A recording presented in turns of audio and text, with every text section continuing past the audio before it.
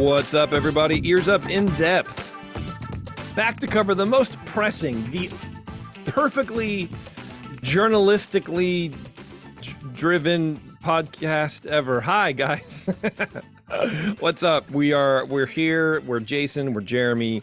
We are Groot, apparently, or something like that. I don't know. We're here to cover some good stories. We got some good stories for you today, Jeremy. At least I do for sure. I have one that I wrote, which is scathing takedown of well, you'll see. You could probably guess by what I just said, but it involves journalism and then air quotes on either side.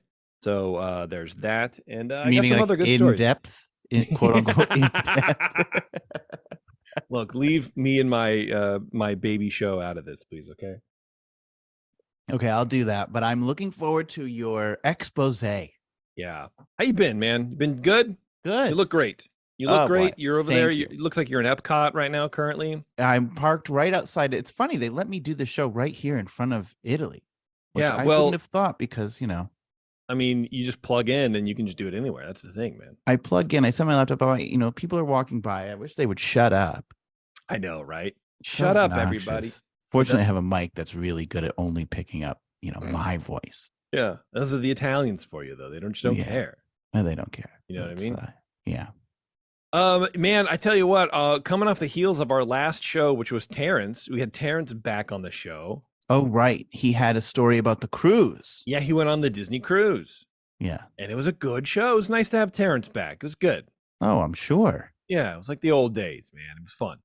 Mainly because I didn't have to do anything, of course. I just had to sit there and make jokes. And you know how much fun that is for everybody else. Yeah. So this is an episode I'll have to listen to as soon as possible. I just, put an earbud in one ear and listen to the show while you do this show, please. Okay, fine. Yeah.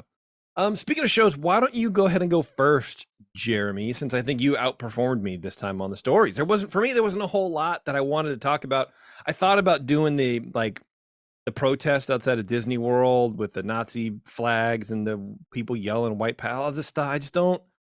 I'm emotionally tired of it. I don't have the energy to cover that story.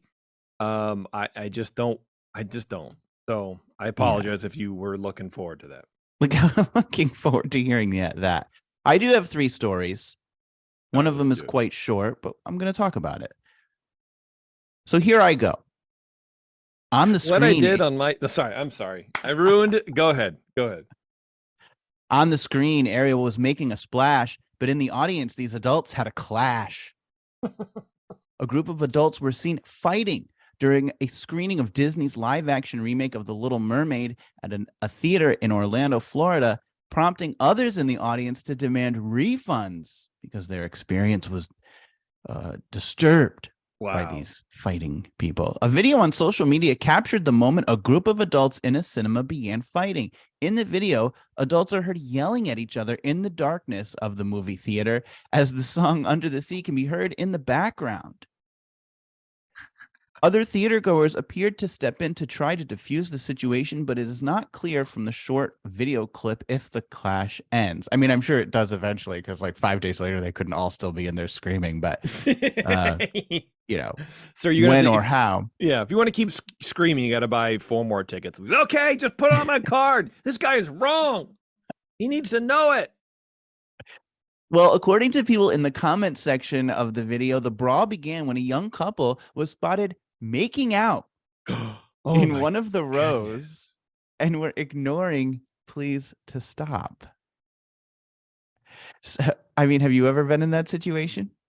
I mean, no. I was going to say, I was going to try to break it up into I've never been asked to stop by people watching.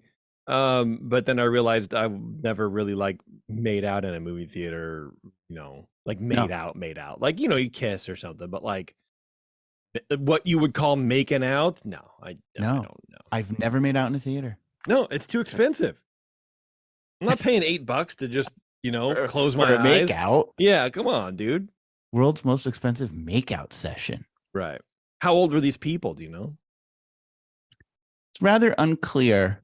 Okay. Because also I don't think they were in their 50s. I think they were a bit younger. because I feel like they have to be younger, right? Because number one, you're in a movie theater watching The Little Mermaid, Right. with no kids, presumably. Number two, you're making out. Right. So, a kiss, that's fine. Kissing is great, I guess, if you're into that. But like full on making out during a movie to the point where people are yelling at you to stop and you don't. That's a young mindset right there. That is probably 16, 17-year-old. Like, Right. We can't stop. yeah, I don't want to. Screw them. I'm going to do what I want. This is America. Yeah, let's take it up a notch. We're going to French. I will get to second base in this movie theater or, die trying.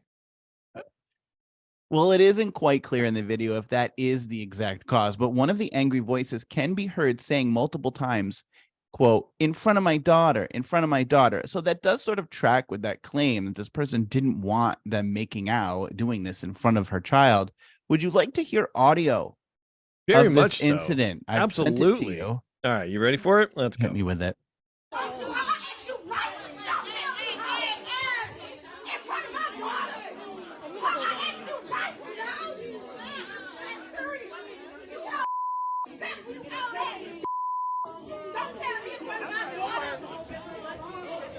Oh, I need a refund on my ticket. No, we getting a refund because Absolutely, dude. Get that refund. She's right.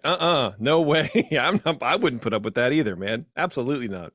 I just love the absolute irony that this lady is angry over how someone is behaving in front of her daughter. Mm-hmm. So she reacts like that and front start of to her daughter. fight with people. Clearly, this is someone quite interested in role modeling good behavior in front of children. Yeah. Like, Yeah. it all stemmed from the fact that she's mad that they're making out in front of her daughter. Yeah, it's very much like do as I say, not as I do. Yeah. Parenting. Behave yourself in front of my child while I I do the opposite. lose my shit all over you. How about that? Yeah. So anyway, that's what happened there. But I have to say, I don't think you deserve a refund because having listened to the new version of Under the Sea, I think I'd rather hear that lady scream.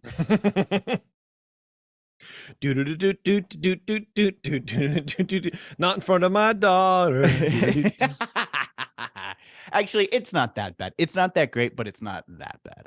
That's what I understand. Where I think a lot of these remakes are kind of moving to the middle ground of just being okay. It'll still make money. Just serviceable. That's basically what it is. Yeah, absolutely. And apparently the maker outers were servicing themselves.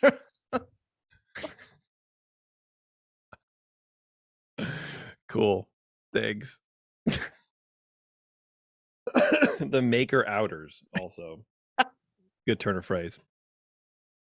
That's a good turn of phrase, Jeremy. Let's start with a little bit of rumor. I don't like reporting on rumors. I really don't. But this one is funny because it crops up every like 2 or 3 years. Oh. Ever since ever since it happened. There's a rumor that someone is interested in purchasing Lucasfilm and Star Wars from the Walt Disney Company. Cool. And I read the headline and it's like, surprisingly, it's not from Inside the Magic. And, it's like, well, yeah, of course. Of course. So apparently it's a foreign oil tycoon who grew up watching Star Wars. And so, okay, let me back up. First of all, of course, people are interested in purchasing it. You can probably throw a rock at Davos and, hit somebody who goes like, yeah, I would buy Lucasfilm. Absolutely, for sure. But apparently what happened here is someone actually made an offer to Disney. Supposedly, rumor has it, right? It's not, it's never going to happen. You have to be some kind of, I don't know, individual without a brain, and you just have a collection of like seashells in there instead. There's no, to think that Disney's going to sell Star Wars to anybody for any amount of money. How they could ever start decoupling themselves from Star Wars, I don't even understand it. It is ensconced in every aspect of that park. Their entire business model has been based on that franchise for the last 10 years. It's all they've got. I tell you what, it would service the brand better if Disney would offload it on somebody who actually knew how to tell a story and didn't do what we kind of just talked about, produce serviceable movies. Right. I couldn't agree more. This new rumor comes from YouTuber Overlord DVD, who reveals one of his Hollywood spies informed him, quote, "So we've been told there's an individual interested in buying Star Wars. So this rumor was told us 3-ish weeks ago, and we pretty much laughed about it and moved on. Now we have several sources confirming this, and while Disney may not sell, we've been told that there is an offer on the table."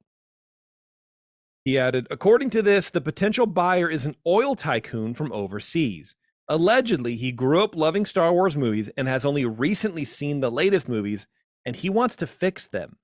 Oh, To that I say, sell, yes, please. yeah. Do it, George Lucas, on these other movies, please, for the love of God. The latest source said, made this claim, said this guy is willing to pay $8 billion, and he won't even miss it. And Disney can keep the rides and even make new ones, but will never allowed to make will never be allowed to make another movie, show, or cartoon. Sounds like a good deal, actually, for Disney. It kind of does. I mean, they have problems with the movies anyway. I mean, you know, there's been 2 or 3 of these Disney movies that needed rewrites and multiple directors to pull them together. And even then the storylines are sort of weird and wonky. You know, the cartoons are fine, I guess. You know, the TV shows are good. Andor, like I said, on record, that's the best thing they've done post buyout. Absolutely. Everything else is sort of serviceable, fan service, bleh, whatever. But Andor really, I think, tried to push a narrative and tried to take storytelling in a new direction with Star Wars, make it a lot darker for a lot longer. And I mean, that's what, in my opinion, that's what made Empire Strikes Back the best Star Wars movie, because it was the darkest of the 3. People want that. It's a story, it's a timeline, it's a universe that lends itself very well to dark storytelling, with a little bit of humor here and there. You know, you got to lighten it up a little bit, but Sure. yeah. Anyway, that's basically that's it. That's the rumor. I don't think it's going to happen, but I do like the fact that there are people out there who supposedly are interested in buying Star Wars to fix it. Do you think that I could persuade this person to instead spend their $8 billion on building a new Epcot that is more true to fix that and make it more true to the original? Like, give me back a Horizons of $8 billion. You could probably do it for $4 billion. He could spend half of that, forget about Star Wars, and give me an Epcot with Illuminations. Make it in the Middle East. I'll fly to Qatar or wherever the hell it is. Let's go. Yeah, I mean, No, it would be so? nice. I mean, they could use the money. Disney could use the money. They bought Star Wars for $4 billion. So you're doubling your money. You can keep the rides. You can make new rides. And you don't have to worry about the entertainment arm, you know, pulling bad numbers or whatever. You can keep all the stuff you already made, sell the merchandise, sell the stuff, but you're just not. But then again, the merchandise ties back in that feedback loop back into the movie. So, you know, it's not that interesting, I guess. But to clear $8 billion, to clear $4 billion in the sale of this thing on top of money you've already made, it's a good deal. It's a good Especially deal for a company that's still servicing what, $70 billion in debt. Right. Knock some of that down. Right. But I don't like the idea of that franchise going to an overseas, you know, oil baron. That would just be weird. He's not a baron. He's a tycoon. Oh, is there a difference? I have no idea. I don't know what the definition of either of those things are. I'd like to be known as a tycoon. You're a tycoon of Disney music. Radio station tycoon. There you go. That's it. Anyway, that's what's happening in the rumor mill, Jer. Virtual races are a great way to peddle overpriced Run Disney medals.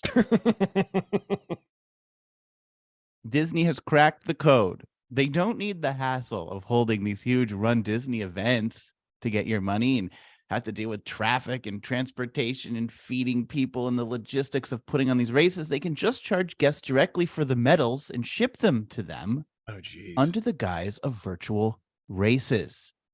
And they've added more to the calendar. To the calendar. I love it. A first of its kind event is coming this holiday season, the Run Disney 12Ks of Christmas, Oh my. which is a series of 3 separate 4K running events and a challenge to do all 3. They're coming and they'll all be hosted by favorite Disney friends. That's according to Disney. Okay. Also, according to Disney, it's a perfect way to stay motivated during the holiday season and keep you from sledding off your training plans for a future Run Disney event. The only thing sweeter than a chorus of Disney characters will be the sound of you crossing the finish line. The virtual finish line. I know, what finish line? People aren't doing this. They're calling up. This is a mail order medal program. Like, let's get serious. Right. Plus, who doesn't love a few? I'm still reading Disney's right about this. This is how much like gibberish there's no news here. It's all just sayings. It continues. Plus, who doesn't love a few extra presents during the holidays, especially when they're your hard-earned efforts? So that's Disney's marketing for the 12Ks of Christmas. I do suppose, I know a few people who have done the virtual race, but yeah, I just Taryn don't and I get did them. one with Alice. Oh, did you? A Sesame Street one. Oh, It was like a Grover, whatever, and it was cute. And we, but we walked most of it because Alice is like 3 at the time. We're not gonna run with her, but yeah. we mailed away. We got a medal, but it was like $50. It was like super cheap, and we got a shirt and a medal. It's cool. Well, these are $48 for each 5K, and then if you're going to do the challenge, it's just $160 for the whole thing. Okay. But I don't know. What do you do with the medal? Though, to me, all of the gratification in the race is wearing the medal around at the park the day after. This medal comes to you and then goes on. Yes, that is 100%. You're exactly right. So I don't quite get it, but I guess people are going to do it. Registration for the new virtual races will open July 25th. 6 months till Christmas, with more details to be released soon. So stay tuned to rundisney.com for the more info on registering for the 12Ks of Christmas. And I guess if you are doing that, Disney World Marathon weekend is the first weekend of January. So I suppose if you are running one of those races, this is a good way to sort of keep yourself in shape through December to get yourself, so you don't fall off and have to phone it in at the real one. That makes sense. You know what else makes sense, Jeremy? Summer is right around the corner, and our friends at the 21st Amendment are celebrating the return of the warmer days with their popular and everyone's favorite seasonal beer, Hell or High Watermelon Wheat. The brewers at the 21st Amendment brew an American wheat beer with real watermelon juice, creating a refreshing, fruity, and quenching beer, or what they affectionately call summer in a can. Hell or High Watermelon Wheat will make any weekend barbecue or beach time activity that much better. When visiting the California Bay Area, be sure and stop in at the 21st Amendment's San Francisco Brew Pub at 563 2nd Street, just 2 blocks from where baseball is played, and also be sure and visit their brewery tap room just across the bay in San Leandro with an outdoor beer garden. I will be there in August sometime in San Leandro, and I can't wait to go back. Why not till August? Just go all the time. It's not that far from you. You should be there every week. It's far. I mean, you're right, but it's far enough. Let's see. I have a thing that I think you'll enjoy. It's just commentary, and then we'll take a break. Okay. You want to do that? Sure.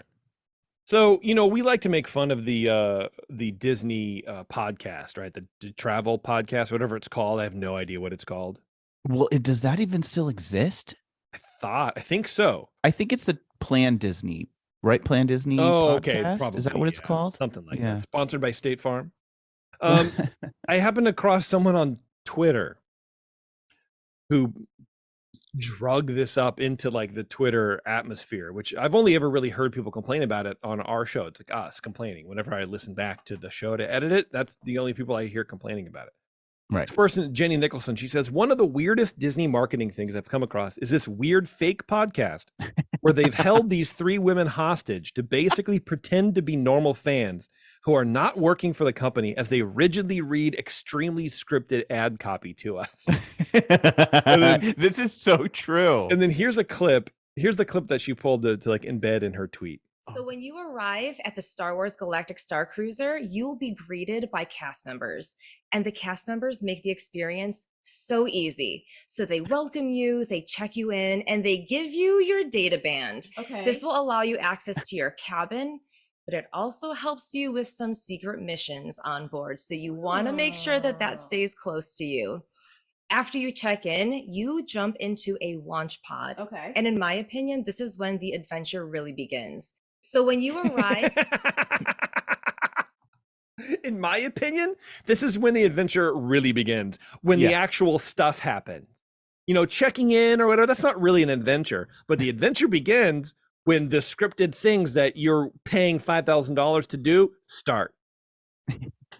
And so they're recording inside of like basically the waiting room or the holding cell or whatever before you get on the Millennium Falcon ride or whatever.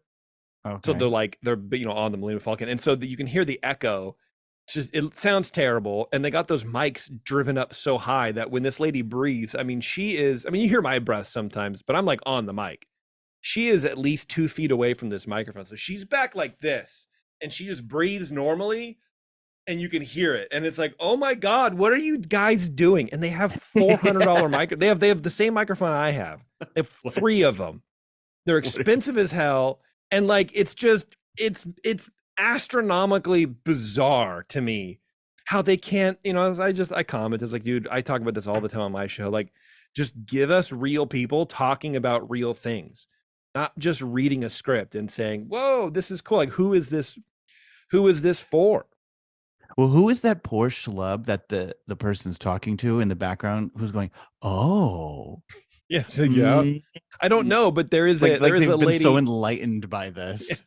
There's a lady sitting next to the person talking, and people are like keying in on her because she looks like checked out. Like, who knows how long she's been sitting there? Actually, I think someone says she's been. They make that woman sit there for like a 45-minute stretch where she doesn't get to say anything and just has to look at them like that. It just gives me so much joy that like. We aren't the only ones. Right. My worry is that other people are listening to this and thinking, wow, that's so informative. When obviously it's just crap. It's just marketing. It's just empty pap. And that I was so worried that people were listening to it and thinking it was great, but they don't. No one thinks that's great. I mean, obviously it didn't work. Look they just have to close the whole thing. They can't think that it's great, but I do think that there probably was some attachment or whatever to it because it's from Disney. That's why, I don't know, you know what I mean? That's why people do a lot of these weird things for Disney. It's like, oh, I feel like behind the scenes. I don't know. I would love to see the numbers on it, and I hope they do it at some point again soon. And then, but have it a real pod. Have a conversation. Just do this. They're not doing that. It's not happening. Get it out of your head. I know. But that's good for us because it gives us something to talk about. But it's true. You don't like making fun of it too much. Because I don't want to get too dragged. I don't want to get too bogged down with doing that. I mean, I could make it our whole show is just sit and make fun of that podcast. But then at some point it's like, well, now we're just being cruel to these women who have a job and who, quite frankly, I would want that job. I mean, I want to get paid to do this. I want to get paid. So I guess you're nicer than me. I have no problem being cruel to those people. I mean, I do. Don't get me wrong. I also am nicer than you. I just don't want to do it for that long. That's all. Oh, I could never stop. And you would be happy. I'd be perfectly happy. All right, let's take a quick break, Jared. We'll come right back and we'll do some more news. I got at least one, if not maybe 2 stories left. We'll see. I don't know. We'll see how long this one goes. Oh, you're keeping me in suspense. There you go. All right, everybody, hang on a sec. It's Ears Up In Depth. We'll be right back. In Depth, reporting Disney news that's probably not made up. All right, Jared, what you got? On a previous story, I bring you more dirt about a guy putting his camera up a woman's skirt. Do you remember this? Of course I do. Yes, absolutely. I remember this story. Well, in case the listeners don't, on the show recorded last month on May 1st, I told you about Jorge Diaz-Vega. He was a 26-year-old who was fired from Disney's Hollywood studios where he was caught and arrested for allegedly recording videos up women's skirts and dresses over the course of 6 years. He was working at what do we call it? Doc Ondar's Den of Antiquities. Doc Underwear's Yeah. Den of Videos. Which I guess is where you get the swords. Yes. So Diaz Vega Lightsabers. lightsabers, that's where you Come get them. on. Well, who cares? Well, Diaz Vega can't seem to stop because he's back out in society following the previous incident. But according to a probable cause affidavit, deputies with the Orange County Sheriff's Office on June 5th responded to a call at the Publix located at the 3800 block on Pleasant Hill Road in Osceola County to a lewd and lascivious act. Upon arriving at the store, deputies spoke with a woman who said she was in the bakery section when she noticed a man wearing a baggy gray shirt following her and her husband, describing him as big, tall, heavyset, dark-skinned, with black hair and a black beard. She said the man... I could have guessed his... I could have guessed that description of him just by what he was doing. Or, yeah. You know?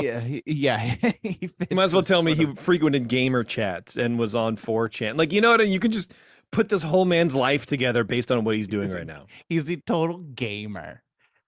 She said the man, who was later identified as the same Jorge Diaz Vega, suddenly passed behind her. Now, this is where I have all my questions answered, because I don't know if you remember, but I was like, how did he do this? Yeah. How do you get down?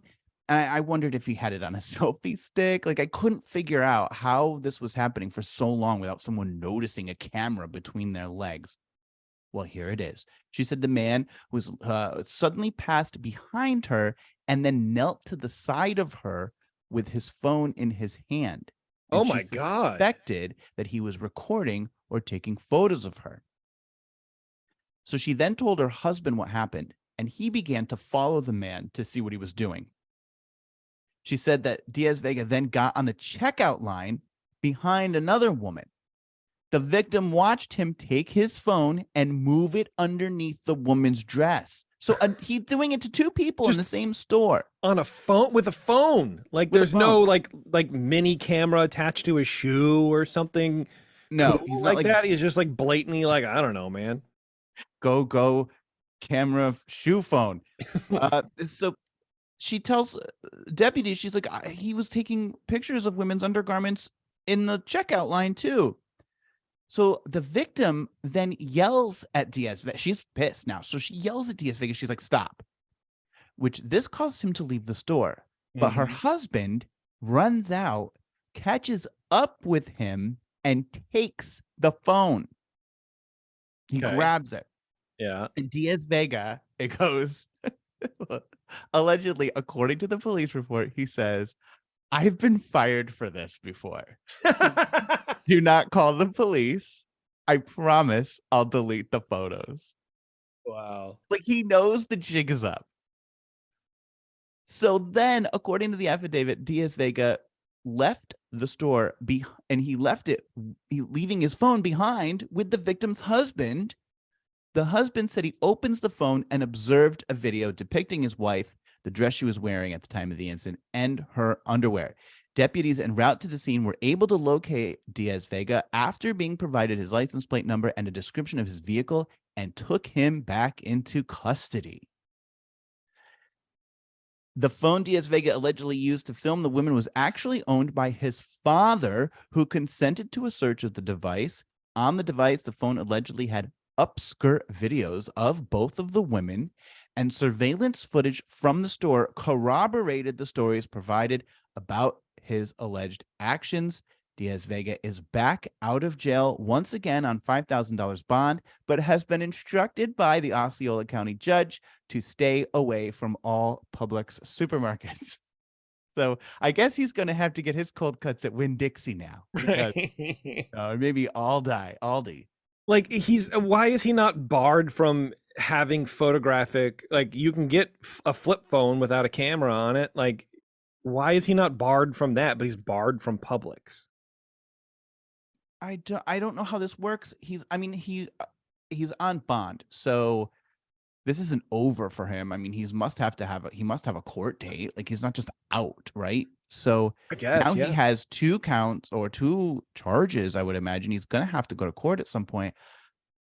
I don't know what the charge is for this, or what the potential penalty for this is even. I mean, at some point you could say, like, is this aggravate? Like, is this, I don't know, like, it's not just videotaping someone. Like, you're kind of, Yeah, I would think voyeurism is a actionable thing, but I don't know in Florida. I mean, you're awfully close to someone's personal space. I would think that there's got to be something more than just voyeurism. There's got to be something about, I don't know if assault's the right word, but geez, like threatening. It's like threatening behavior or something like that. We who need an knows? attorney. Yeah, a Florida attorney. We need that.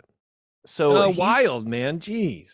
He's out. But yeah, he was our friend from Hollywood Studios, and he's still tormenting the people of the greater Orlando metropolitan area with that phone. So I don't know what's going to happen next, but we'll keep our eyes out, and I will bring you up to speed on the latest events surrounding Jorge Diaz-Vega. Please do. Always. All right, Jeremy. Well, one of my favorite Disney-related hobbies, Jer, is, of course, everybody knows, when I dress up like Mickey Mouse to clean my rain gutters. But I've long since outgrown that costume, so I've been left adrift, having to find a suitable replacement that won't be too detrimental to my mental health. And unfortunately, I have done the opposite and fixated on one of the largest targets on the internet, InsideTheMagic.com. Oh, God. For years, I have reveled in mocking the dramatic and overhyped nonsense headlines from this bastion of poor writing. If everything these people wrote about was actually based in our reality, the Disney parks would have been ghost towns years ago. So, Jason, you might ask, who printed out the last ITM headline and shoved it in your pipe and made you smoke it, or something? Ironically, nobody. Nothing actually happened with headlines or anything like that. Today's rant comes from my browsing of LinkedIn, which of course is the job site trying to be a social media platform. I noticed several postings for something called Fact Checker for Disney Entertainment Websites. It's the plural of that last word, websites, that really piqued my interest. And while I'm not the most informed man when it comes to keeping up with the plethora of Disney blog sites, I always like to see who's hiring and what they pay. I mean, I am looking for work, so, it makes sense, right? And that's really the headline. It's and there was like 4 or 5 of them, all with the same copy. So it's like from a job board or something like that. But the first sentence sent me into orbit for a few reasons. Just immediately off rip, the first sentence blasted. No brains left. Here it is. Quote, Inside the Magic is the #1 site online for Walt Disney World, Disneyland, Universal Studios, and more. Well, who is ranking these? What ranking is that? Who can just say claim #1? I worked at a homebrew shop, and we used to say the world's largest, online homebrew shop or whatever, and we were fine with that until someone, because we were basically waiting for someone to go like, well, I don't prove it, and then we would get numbers. It was like back when like we really cared about that stuff. So I guess you could just say it, and then if WDWNT or whatever comes over and be like, hey, you're not the #1, we're the #1, and they would compare it. I don't know. Who knows? You should say like the premiere or the best or the latest breaking. Those are all adjectives that really could be more loosely interpreted. Sure, but it's also Inside the Magic writing this. So keep that in mind. Sensational already. Fair. Right? The claim, the ITM is the #1 site for, well, it doesn't actually really say. It says the #1 site online for Walt Disney World, Disneyland, Universal Studios, and more. Like for what? I would guess the #1 site online for Disney World would be the Disney World website. The thought. I don't know, right? Yeah. That's where you would go. Right. Also, they use the word number and then the number sign. So you can tell absolutely that somebody at ITM wrote this. So it said it would go, Inside the Magic is the #1 site online. Or maybe it's a hashtag. I don't know. But it's very, very funny. The post continues. quote, plus movie news they start plus, just fresh sentence, plus movie news for all of your favorite Disney, Pixar, Marvel, and Star Wars films, covering the most interesting, entertaining, and unique entertainment experiences in the worlds of theme parks, movies, TV, video games, conventions, special events, and so much more. Okay. Now, I love a run-on sentence as much as the next pseudo-journalist, but this about collapsed my lungs trying to read it out loud. I mean, and, you know, we could just pick that apart too. It's like, how many, first of all, you have the word entertaining and then entertainment 2 words after it. It's just poor writing, terrible writing. Put a period in there, break up your thoughts a little bit. You're trying to shove everything that you can ever think about your weird website into one sentence, and it doesn't work. Just putting more commas doesn't fix anything. But here's where things get interesting, aside from the terrible grammar. Apparently, ITM owns and operates multiple Disney-related sites on the internet, each focusing on weirdly phrased news about the parks. So, well, it's not just Inside the Magic? Not just Inside the Magic. There's multiple sites. And is it clear to say, like, if you go to one of them, is it like, oh, this is clearly a subsidiary of ITM, or is it like totally in disguise as operating a completely separate thing?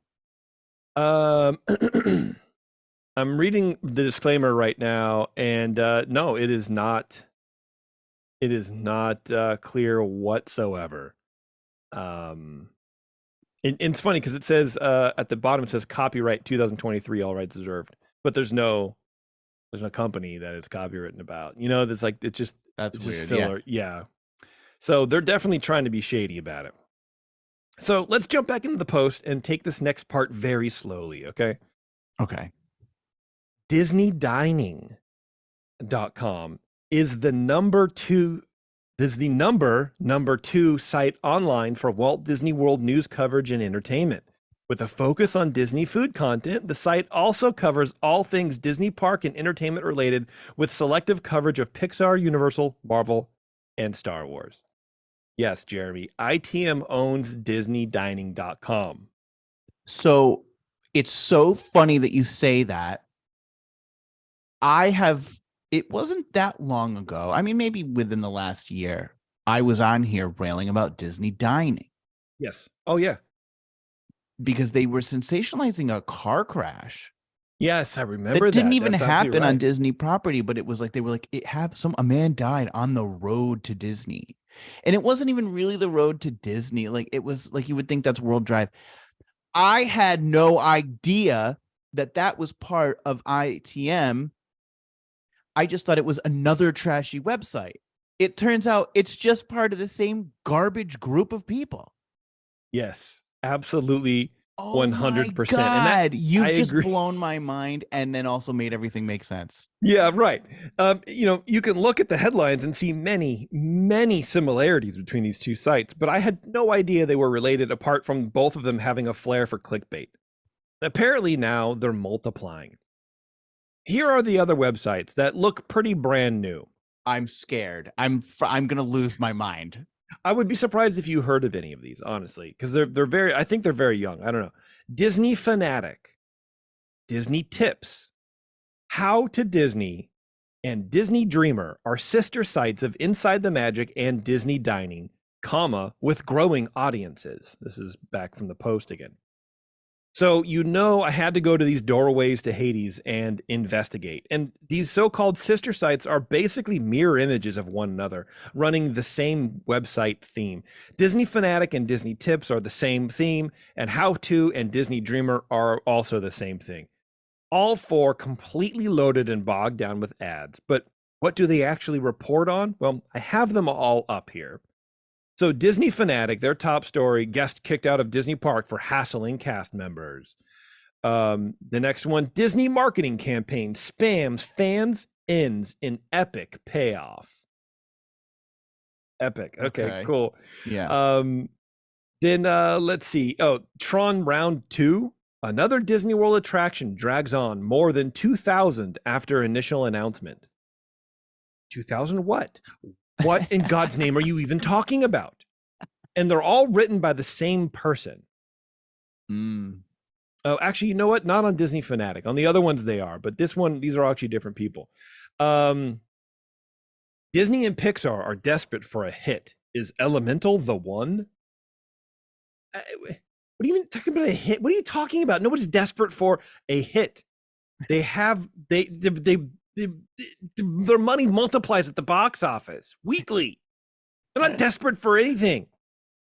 Well, This was fun too. Disney website mysteriously breaks down, citing quote technical issues. What do you mean mysteriously? Nothing mysteriously happened. well, there's no mystery when a Disney website goes down. They go down once a week.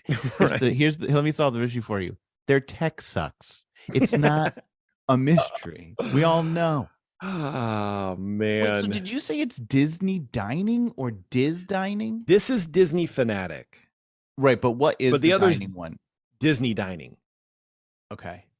Disney fans are learning the heartbreaking truth about this iconic villain, and it's like a scar thing or whatever. And these are all written on the same day. These are all posted on June 13th, today. And I'm on the second page of posts. It's just constant content. So what do you think the benefit of having who's going to the Disney Fanatic website? Like no one's ever even heard of it. Well, I think it's just to get just ranking. So I thought about this, and for a second I was like, yeah, that's smart. Just diversify. You can have different topics, and you can sort of maybe A/B test and be like, okay, what headline grabs people to probably feed into similar content or whatever. But then the other part of me is like, you're just basically competing against yourself. It's like if I launched another Disney podcast underneath the Disney website and talked about the same stuff. I'm just competing for my own listener base. So that wouldn't make any sense. And so to me, I think they're just sort of shooting themselves in the foot. Also, they're just loaded with ads. I mean, they don't really care. It's ad revenue. Just ad revenue. They could probably take an article from DisneyTips.com, feed it through ChatGPT, post it on Disney Dining, and they'll get ad revenue from both sites. But I also think that the blowback is getting pretty big. That's my thought. Because I went to page 30 on that last page. I forget, Disney Fanatic or whatever. And it's only been up since May. So these are brand new sites, I think. And so I wonder if the online backlash against the ITM brand is sort of eating into maybe their profits, their ad revenue. And so they're just spinning out new sites. I don't know. Very conspiratorial. DisneyTips.com. It has the same headline as Disney Fanatic and as DisneyDining.com. It's the same layout. They're just using the same thing, right? They don't even care. Disney World website not available. That's the first story. That's such a low effort headline. Are you asking me? Are you asking me if it's available? I don't know. Why don't you try going to it? Oh man, someone refers to, never mind. Let's see. Then there's something about new details on Disney's halfway to the holiday celebration, how to do Disney with a non-Disney fan. And again, these are all written by the same person and on the same date. They're all published on the 13th. So these people are cranking out, I don't know. What's the name of the author? Well, see, one is Stephen Wilk. He's written a fair amount, and the other is Serafina Lofaso. Okay. Rent Walt Disney's former home. Okay. I mean, I guess. Oh, I did see that. Yeah. $40,000 a month. So then we go to How to Disney, and that's a little different format, but basically very, very similar. All the same ads on the right-hand side. 6 problems you could face at Disney this summer. Okay. 6 problems you could face. I mean, paying it off would be number 1 through 6. The second story, Walt Disney World traditions to begin on your honeymoon. First of all, get out of my honeymoon. I don't. Live music spots we never miss in Walt Disney World. 7 Disney snacks we always take home with us. Stop buying snacks at home at Disney and taking them home with you. You don't do that. Nobody does that. Nobody goes, these are my 7 snacks I bring home. The only thing I bring home is the friggin' Matterhorn macaroons. That's it. 7. Like I read an article about it though. 7 Disney snacks we always take home. And well, I most- suppose it's just a different way of saying here's 7 snacks that are really great and you should try. But here's where it it's is. neat. It's the clickbaity thing though, of like, oh, well, what does this person always do? No, you don't always do it. You're lying. Right. All right, And- we've got all 7. We can leave now. Yeah. And they're all written by Victoria. They're all written by the same person. So it's like Here's- one person just busting out this information. Go ahead. Here's what bothers me. DisneyDining.com. Yes. Pull it up. Right. Now Okay. that's a website that is ostensibly with a focus on food. It's in the Right? name. Dining. Disney Dining. Yeah. First article. Family loses everything while they're away at Walt Disney World with a picture of a firefighter.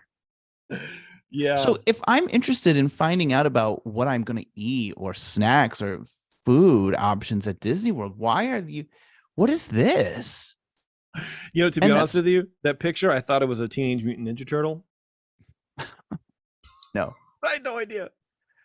Yeah, I agree. It's very odd.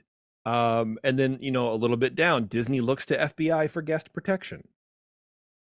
And then right underneath that is best ice cream options at Magic Kingdom Park. And this is the only website you can have a photo of a Nazi flag right above a story about best ice cream options at Magic Kingdom Park. Like I think that's probably why they're also fracturing off, because they're so melted cranially that I think they're going into too many directions in their key sites, so they have to branch them out to other things. That's why they're very specific, like how to Disney. So that's probably assuming going to be a bunch of, you know, tips. You got Disney Dreamer, the very first article. Doze off in style. The best places to nap while visiting Walt Disney World. How you want to read that? Is that something someone wants to read? What are you talking about? Well, if you need any help going to sleep, pull up this website. And then here's another one: timeline of Disney's most historical events. I just, You know, at least that's pulling together something different, something kind of okay. Here's some big yes. things in the Disney timeline. That's I don't have any problem with that. Okay, yeah, I just think it's weird. I don't know.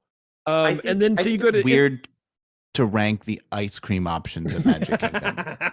Yeah. There's 3 of them. Then you go to Inside the Magic, and then it's the very top story. You can live in Walt Disney's former LA home, but be prepared to pay a hefty price. We already know it's $40,000. It's on your other stupid website. Like, why not? But this is what I mean, right? They take the same story, maybe rewrite it a bit in ChatGPT. It's my theory, and then they put a different headline on it, and they go, which is triggering more, which is Right. trending more, you know? And then they go with that, and I think they're redefining their headlines. I think they're just redefining what they're doing. Right. It's all an experiment. We're Yeah. just pawns in this game. Right. I agree.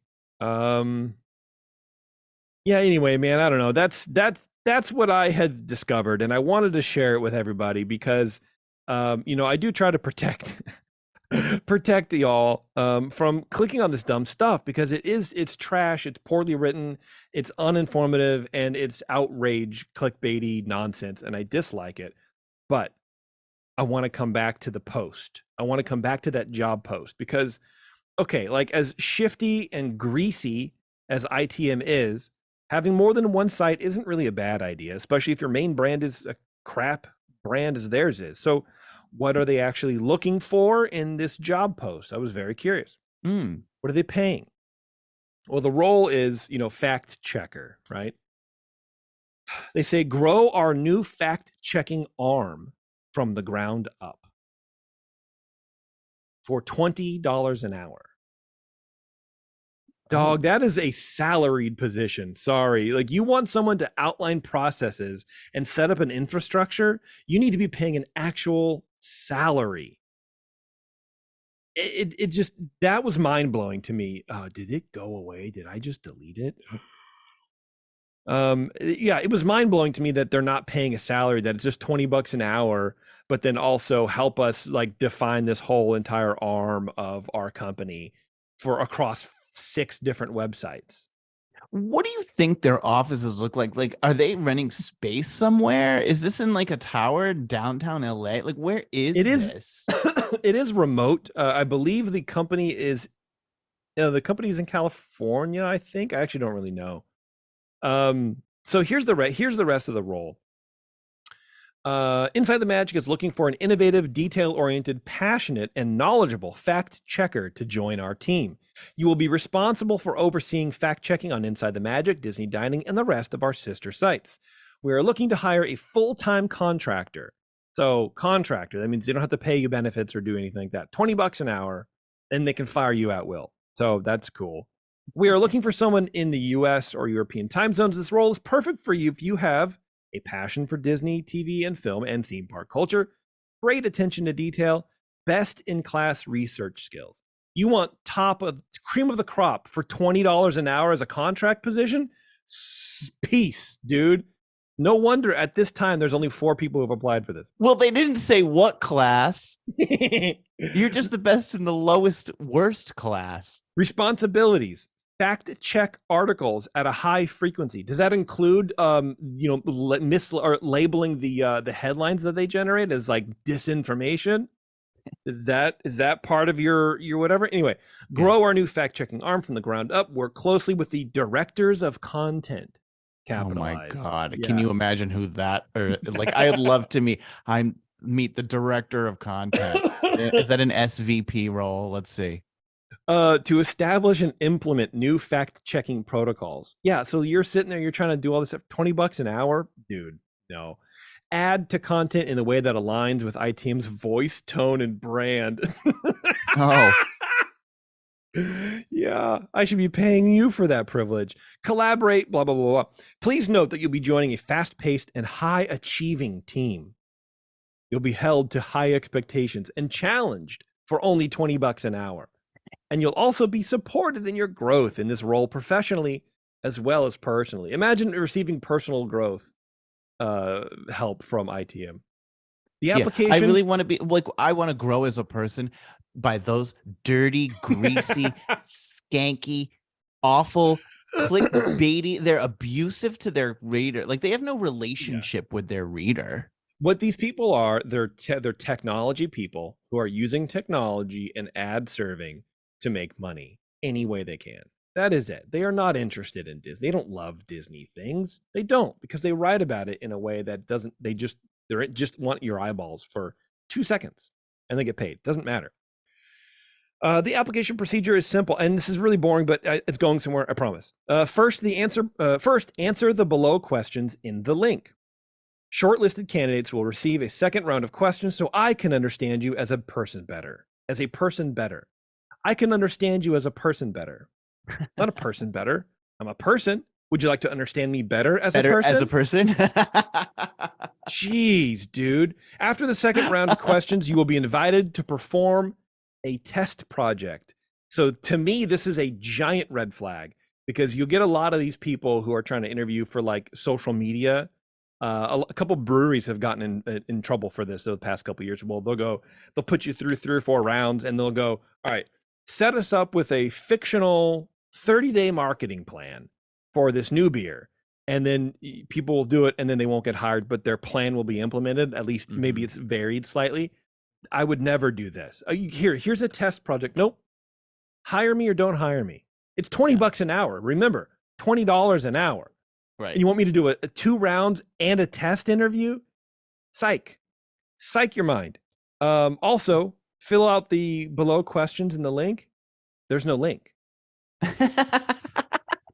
There's no link to their process at all. Nothing in here to click on. Here are the requirements for this job, quote unquote. Experience fact checking for other publications. So that's your requirements, to experience fact checking for other publications. Experienced fact check, whatever. Does that mean they want you to come with previous experience? I think so. Like reading that 5 times, I guess that's makes sense. So you must have had a really terrible job if you're leaving it to go to this for $20. Knowledge of Disney, Marvel, Star Wars, and theme park culture. What is theme park culture, by the way? Is it just wearing whatever you want and cutting in line when no one's looking? It's Because awful. Ability to write in a clear, engaging, and informative tone. That is ironic. Yeah. Good with systems and processes, strong research skills, yada, yada, yada. Very organized. Benefits. Here are the benefits. I was very curious about this. What do these people pay? Or what, or if you're not paying $20, if you're not paying salary, if you're only paying $20, you better be offering something primo benefits wise. The first benefit, first bullet point, work with an existing talented team. Okay. So the benefit is you get that's work. the benefit? That's the benefit. I thought that was a requirement. No, Oh, wow. these are benefits. So the benefit is you get to work with them. You get to work with their talent. Right. You get to be exposed to us. Completely remote schedule, which, that's cool. Location independence. Yeah, well, that's sort of... That is a benefit. It is, but it's sort of like you're basically saying it twice. And the last one, you'll be joining a high-level and fast-paced team working with exciting projects. No. You'll be joining a high-level team. The writing is terrible, and you've already basically said that. You're working with an existing talented team. It's terrible. If you can't even write a job post clearly.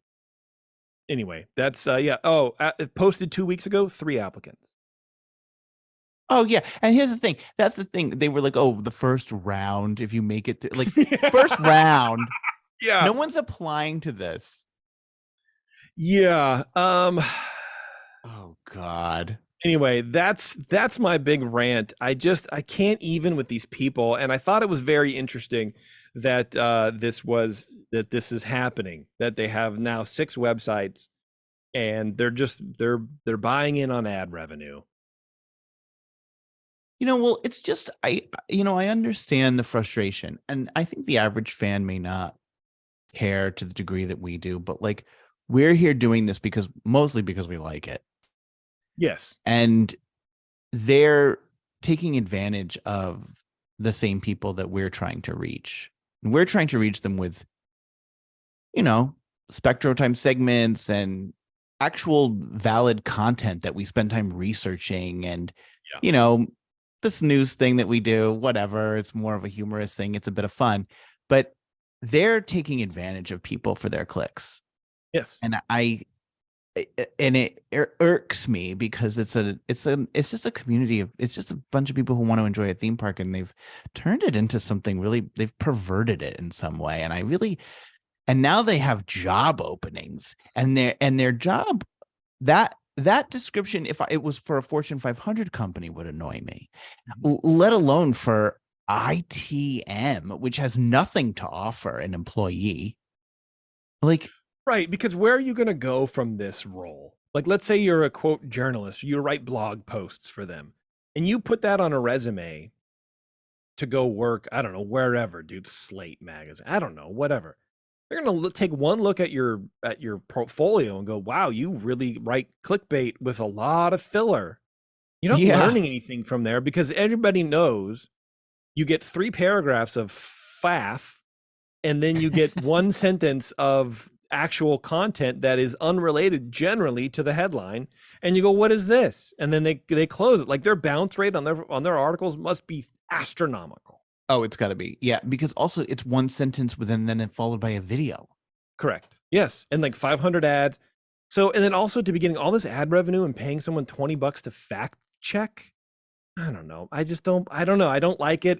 It is weird. And, we do try to have a lot of fun especially on this show, but we also do try to present Disney in the way that we see it. And I think it's realistic commentary. We don't church anything up. We say our opinions. We've gotten razzed before about being too negative, but you know what? Everybody goes through ups and downs with their fandom for everything. You know what I mean? And sometimes the parks bring it on themselves. The parks aren't perfect. Disney is not a perfect company. Iger is not a perfect boss. He does a lot of stuff wrong. People just do stuff wrong. And I think it's good. I think it's healthy to have a conversation about what's good and what's bad about the thing that we like, in hopes that we can either come to terms with it or figure out a way to fix it, whatever it is. Obviously with Disney, we're not going to fix anything, but even just get information out there. And maybe you listeners have the similar thoughts, and you can sort of vibe with us and go, yeah, that is kind of weird, and just keep the topic healthy and growing, but we don't really go on and on and on about it. These people are a different poison, man. It is bad. It's bad. Well, yeah, and I think, like I said, I don't think that they have a relationship with their audience, and whether yes, I know I've gone negative and been annoyed, but at least you're getting my authentic self. Right.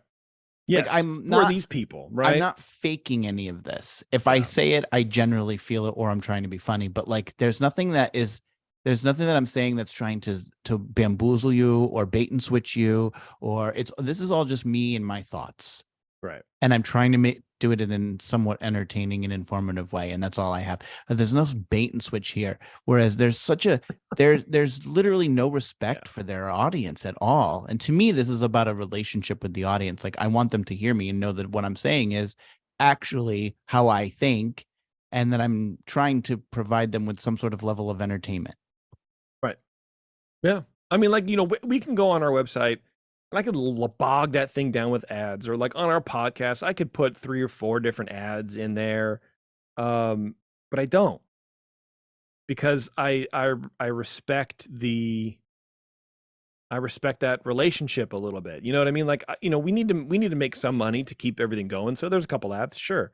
I'm not going to shy away from that, but I'm also not going to like drown you in them, because I think it's rude. I think it's super rude, man. And like any website I see that, I just click off it. I could be super interesting article. I don't know, whatever. I'm not going to do it. Just not going to do it. So right. Anyway, whatever, blah, blah, blah. 6 websites out there and growing, apparently. So if you're a fact checker and you want to work for $20 an hour, doing whatever, you can apply. Let us know how it goes, man. Yeah, and if you don't want to do that, and you happen to be a physician and you want to keep 2 people from going off the edge, meaning me and Jason, you want to do it for free, you could be the official EarzUp doctor who. Yes, we were talking about this before. This is totally because we were talking about this before the show. So anyone listening to the pod right now would be like, "What is he talking about?" Well, we were talking about how crazy we are.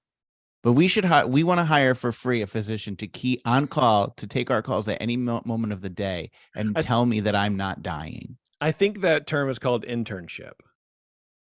Well, but I don't want an intern. I want a fully fledged physician with at least 10 years of cardiology experience and oncology, everything, all of it. I need all of it. And I need to be, and they have to be willing to take my calls at all times. Tell you what, if you're a cardiologist looking to start a podcast, we'll do work for free in exchange for labor, exchange for being on call. No, but honestly, actually, if you know anybody who's in social media and wants to like start editing videos and stuff, I don't have time for it. I have a hard time editing my voice, but I need to be doing more like TikTok videos and Instagram reels and stuff like that. So, hook me up. If you know anybody looking to do any work in social media for EarzUp podcast for very little money, $20 an hour. Not even. I wish I made enough money to pay someone $20 an hour. Right. That'd be awesome. Yeah. People here are lucky if they get $20 a month. All right, everybody. Thanks a lot for tuning in. I appreciate it. Just to end on a depressing note. I don't know, whatever. I know we got other shows coming up. I don't really know what's going on, so whatever. Check the website for all our recent shows, and leave us a voicemail. You can leave us a voicemail right now. I do have feedback. Oh my God, I forgot about the voicemails. I gotta get back on it. You do, absolutely. Oh, I love leaving those voicemails. That's the best. And if you're looking to go on a Disney cruise, check out our last show with Terrence. Terrence came back and did a nice little ditty, nice little number on his experience on the Disney Wish, which is very cool. A lot of fun. Good Terrence time. Yeah. All right, everyone. Thanks a lot for tuning in. And till next time, we'll see you in the parks.